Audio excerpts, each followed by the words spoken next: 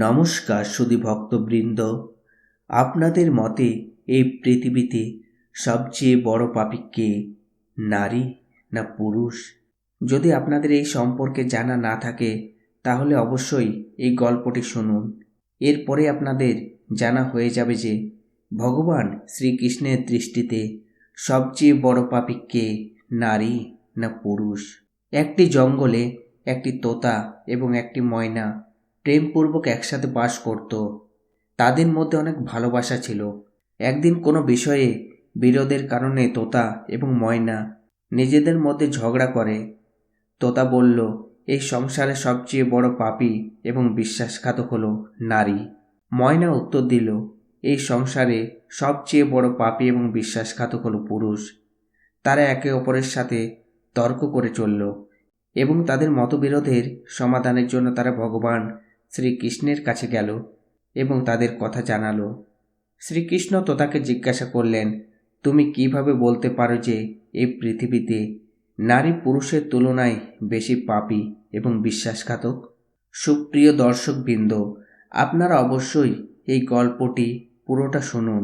এই গল্পটি অর্ধেক শুনে ছেড়ে যাবেন না, কারণ এই পবিত্র গল্পটি সম্পূর্ণ শোনার মাধ্যমে আপনার মনোবাসনা পূর্ণ করতে পারবেন এবং অনেক জ্ঞানও লাভ করতে পারবেন। তাই গল্পটি সম্পূর্ণ শুনুন এবং কমেন্টে ভক্তি সহকারে লিখুন, জয় শ্রীকৃষ্ণ। আসুন এবার গল্পে আসা যাক। তখন তোতা ভগবান শ্রীকৃষ্ণকে বলল, প্রভু, আমি আপনাকে একটি গল্প বলতে চাই, যার মাধ্যমে আমাদের কাছে প্রমাণিত হবে যে নারীরা পুরুষদের তুলনায় বেশি পাপী এবং বিশ্বাসঘাতক। তখন ভগবান শ্রীকৃষ্ণ বললেন, ঠিক আছে, তুমি গল্প বলো। তোতা গল্প বলা শুরু করতে যাচ্ছে, এমন সময় মা রুক্মিণী সেখানে উপস্থিত হলেন এবং বললেন, প্রভু, আমিও এই গল্প শুনতে চাই। তখন ভগবান শ্রীকৃষ্ণ বললেন, ঠিক আছে, বসো। এরপর তোতা ভগবান শ্রীকৃষ্ণ এবং মা রুক্মিণীর সামনে গল্প বলতে শুরু করলো। তোতা বলল, এক রাজ্যে অগ্রসেন নামে এক রাজা রাজত্ব করতেন। তার 4 পুত্র ছিল, যারা সবাই খুবই সাহসী এবং প্রতাপশালী ছিল। কিন্তু তার মধ্যে সবচেয়ে বড় ছেলে, যার নাম ছিল চন্দ্রসেন, সে শুধু প্রতাপশালী নয়, সে খুবই সুদর্শন ছিল। তার স্ত্রী চন্দ্রপ্রভা অত্যন্ত সুন্দরী এবং রূপবতী ছিল। সে মনে করত তার চেয়ে সুন্দর আর কোনো নারী নেই। একদিন রাজা অগ্রসেন তার ছেলে চন্দ্রসেনের ওপরে কোনো একটি কারণে রুদ্ধ হয়ে তাকে রাজ্য থেকে বের করে দেওয়ার আদেশ দিলেন। রাজার এই আদেশ শুনে সবাই চিন্তিত হয়ে পড়ল। এরপর চন্দ্রসেন তার মহলে ফিরে গিয়ে বিষণ্ণ হয়ে পড়ল। চন্দ্রসেনের এই বিষণ্ণ অবস্থা দেখে তার স্ত্রী তাকে জিজ্ঞাসা করল, প্রাণনাথ, আপনি এত বিষণ্ণ কেন? আপনি কেন এইভাবে মলিন হয়ে আছেন? একজন রাজকুমার হয়েও আপনি কেন এত চিন্তিত? তখন চন্দ্রসেন ভাবতে লাগলো যে সে খুবই ভুল করেছে এবং তার সমস্ত কথা তার স্ত্রীর কাছে জানিয়ে দিল। সেই মুহূর্তে তার স্ত্রী অজ্ঞান হয়ে গেল। তারপর দাসীরা চন্দ্রপ্রভার ওপরে গোলাপ জল ছিটিয়ে তাকে জ্ঞান ফেরানোর চেষ্টা করল। চেতনা ফিরে পেয়ে চন্দ্রপ্রভা তার স্বামী রাজকুমার চন্দ্রসেনকে বলল, আপনি যদি আমাকে ফেলে অন্য রাজ্যে চলে যান তাহলে আমি কিভাবে বাঁচব? আমি আপনার সঙ্গে যাব। তখন রাজকুমার চন্দ্রসেন বললেন, তুমি কিভাবে আমার সঙ্গে যেতে পারবে? কারণ অন্য রাজ্যে নানা ধরনের সংকট থাকে এবং তুমি তো এই রাজপ্রাসাদের স্নিগ্ধতায় অভ্যস্ত। প্রাসাদের বাইরে সেই কষ্টগুলো কিভাবে সহ্য করবে? এরপর চন্দ্রসেনের কথা শুনে রাজকুমারী চন্দ্রপ্রভা বলল, প্রিয়তম, অন্য রাজ্যে যতই কষ্ট আসুক না কেন, আপনার সঙ্গে থাকলে তা আমার কাছে সুখের মতোই লাগবে। কিন্তু প্রাসাদের আরামের চেয়ে আপনার অভাব বোধে জঙ্গলের কষ্টগুলো আরও ভয়ানক হবে। তাই আমি আপনার সঙ্গেই যাব। তোতা বলল, প্রভু, রাজকুমারী চন্দ্রপ্রভার চোখে জল দেখে চন্দ্রসেন মনে করল যে সে তাকে ছাড়া থাকতে পারবে না। তাই তাকে এইভাবে কষ্টের মধ্যে ফেলে যাওয়াটা ঠিক হবে না।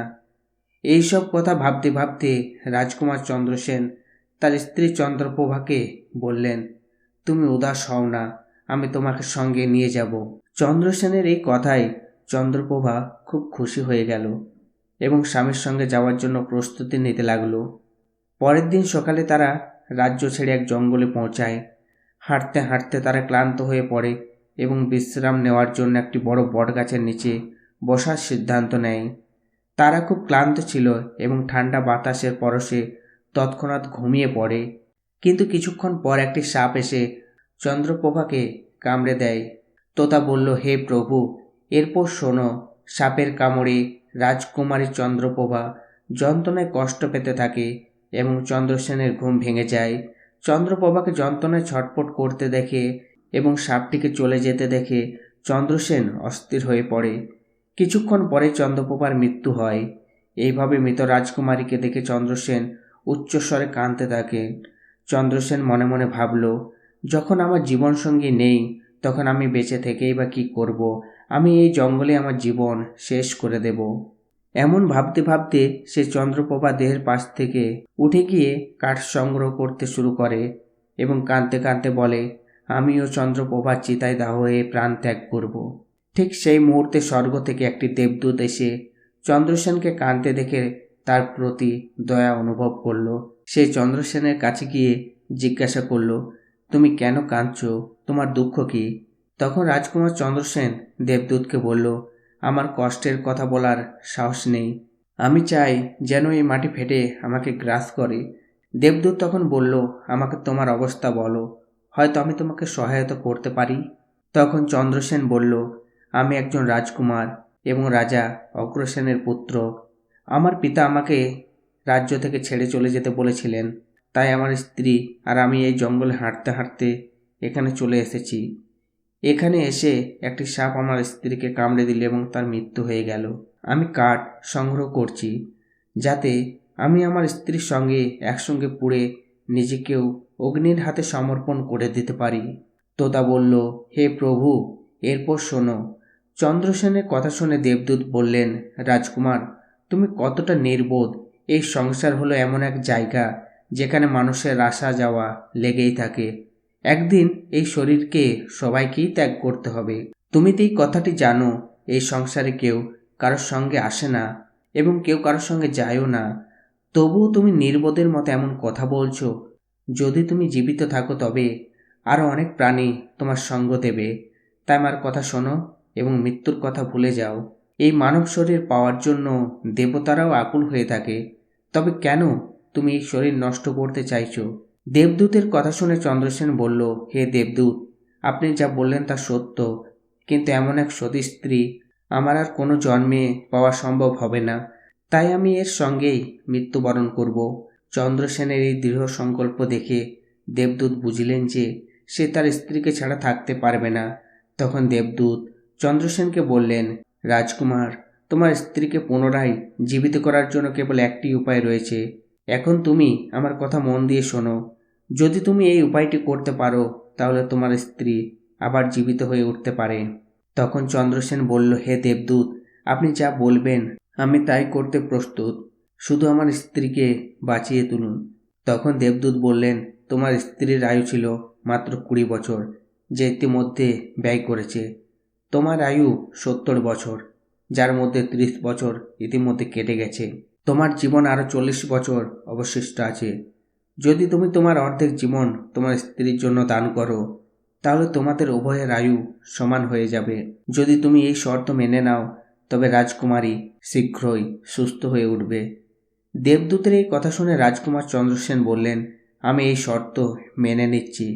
এরপর দেবদূত চন্দ্রসেনের হাতে মন্ত্রপুত জল দেন। তখন চন্দ্রসেন দেবদূতের কথা মনে করে রাজকুমারীর চন্দ্রপ্রভার পায়ে জল ঢালার সিদ্ধান্ত নেন। তবে দেবদূত তাকে সাবধান করে বলেছিলেন, জল ঢালার আগে একটি গোপন রহস্যের কথা শোনো। এখন তোমার স্ত্রীকে বাঁচানোর প্রয়োজন রয়েছে, তাই জল ঢেলে তাকে জীবিত করতে পারো। তবে ভবিষ্যতে যদি তোমার স্ত্রীকে আর প্রয়োজন না হয় তুমি এই সংকল্প ফিরিয়ে নিতে পারো। যদি তুমি কখনো এই সংকল্প ফিরিয়ে নাও তোমার স্ত্রী তৎক্ষণাৎ মৃত্যুবরণ করবে। তবে মনে রেখো, কখনোই এই গোপন কথাটি তোমার স্ত্রীর কাছে বলবে না, অন্যথায় তুমি এই সংকল্প ফিরিয়ে নিতে পারবে না। জীবনে কিছু কিছু কথা গোপন রাখা উচিত, কারণ কখনো কখনো তা কাজে লাগতে পারে। এই কথা বলে দেবদূত অন্তর্ধান হয়ে চলে গেলেন। চন্দ্রপ্রভা জ্ঞান ফিরে পেলে চন্দ্রসেন তাকে বললেন, তুমি ঘুমিয়ে পড়েছিলে এবং খুবই ক্লান্ত ছিলে, তাই তোমায় জাগাইনি। এইভাবে রাজকুমার চন্দ্রসেন তার স্ত্রীর কাছে সব কথা গোপন রাখলেন যে তাকে সাপে কামড়ে দিয়েছিল এবং সে মৃত্যুর মুখে পতিত ছিল এবং কিভাবে সে তাকে জীবিত করেছে, এই সব কিছুই সে প্রকাশ করল না। তারপর তোতা বলল, প্রভু। এরপর তারা আবার চলতে লাগলো। কিছুদিন পর তারা এক মনোরম স্থানে পৌঁছালো, যেখানে একটি ভিক্ষুর বাড়ি ছিল। সেখানে পৌঁছে তারা দেখল এক সুন্দর ভিক্ষু শান্ত মনে ধ্যান করছেন। চন্দ্রসেন এবং চন্দ্রপ্রভা অনেক ক্লান্ত ছিলেন, তাই ভিক্ষুকের পাশে বসে পড়লেন। তখন চন্দ্রসেন তার স্ত্রীর দিকে তাকিয়ে বললেন, রাজকুমারী, আমাদের তেষ্টা পেয়েছে, আমরা কুয়ো থেকে জল নিয়ে আসি। যদি তোমারও তেষ্টা পেয়ে থাকে তবে তোমার জন্য জল নিয়ে আসব। চন্দ্রসেনের এই কথা শুনে চন্দ্রপ্রভা বলল, আমার তেষ্টা পাইনি, আপনি গিয়ে পান করুন এবং জল খেয়ে ফিরে আসুন। চন্দ্রপ্রভার এই কথাই রাজকুমার চন্দ্রসেন একটি লম্বা দড়ি নিয়ে কুয়ার দিকে যান। চন্দ্রসেন যখন জল পান করতে যান তখন চন্দ্রপ্রভা ভিক্ষুকের দিকে তাকিয়ে থাকেন এবং তার সৌন্দর্য ও বীর্যে মুগ্ধ হয়ে পড়েন। চন্দ্রপ্রভা ভিক্ষুককে মন থেকে ভালোবেসে ফেলেন এবং তাকে বলেন, মহাশয়, আপনি এখানে খুব আনন্দে আছেন। ভিক্ষুক উত্তর দেন, তুমিও চাইলে আমার সঙ্গে থাকতে পারো, কিন্তু তোমার স্বামী তো সঙ্গে আছে, কিভাবে তোমাকে রাখতে পারি। এরপর চন্দ্রপ্রভা তার প্রেমের অনুভূতি প্রকাশ করলে ভিক্ষুক তাকে একটি উপায় বলে দেয়। সে বলে, তোমার স্বামী যে কুয়োতে জল পান করছে তাকে সেই কুয়োতেই ঠেলে ফেলে দাও, এরপর যা ঘটবে তা সামলে নেব। ভিক্ষুকের এই প্রস্তাব শুনে চন্দ্রপ্রভা সম্মতি জানায় এবং বলে, ঠিক আছে, আমি তাই করব। এইদিকে চন্দ্রসেন জল পান করে ফিরে আসে। তখন চন্দ্রপ্রভা বলে, আমারও এখন জল তেষ্টা পেয়েছে, চলো কুয়োতে গিয়ে জল পান করা যাক। চন্দ্রসেন অবাক হয়ে বলে, আমি তো আগেই তোমাকে জিজ্ঞাসা করেছিলাম, কিন্তু তুমি তো জল পান করতে চাওনি। যাই হোক, এখন যদি তেষ্টা পেয়ে থাকে তাহলে আমি তোমার জন্য জল নিয়ে আসি। চন্দ্রপ্রভা তখন বলে, না, আমি নিজেও তোমার সঙ্গে যাব। দুঃখের বিষয়, প্রেমে অন্ধ চন্দ্রসেন বুঝতেই পারছিল না যে তার স্ত্রী তার প্রাণ নেওয়ার জন্য পরিকল্পনা করছে। জ্ঞানীরা সত্যিই বলেছেন, দেবতারা পর্যন্ত নারীর চরিত্র বুঝতে পারে না, একজন সাধারণ মানুষ কিভাবে বুঝতে পারবে। নারীর ফাঁদে জ্ঞানী এবং বুদ্ধিমান মানুষও আটকে যায়। তারপর কুয়োতে পৌঁছে চন্দ্রসেন যখন জল তোলার জন্য বালতি ফেলল, তখন চন্দ্রপ্রভা তার স্বামীকে কুয়োতে ঠেলে ফেলে দিল। এরপর সে ভিক্ষুকের কাছে ফিরে গেল। ভিক্ষুক তাকে সঙ্গে নিয়ে এক রাজ্যে বসবাস করতে শুরু করলো এবং তারা দুজনে সুখী জীবনযাপন করতে লাগলো। ঠিক এই ধরনেরই আরেকটি গল্প ময়নাও শোনালো, তবে এই গল্পের সম্পূর্ণ উল্টো, যেখানে পুরুষকে দোষী করা হয়েছে। এবার আপনারাই বলুন, কে বেশি পাপী, নারী নাকি পুরুষ। আজকের ভিডিওটি এখানেই শেষ করলাম। আপনারা আপনাদের মতামত অবশ্যই কমেন্ট করে জানাবেন।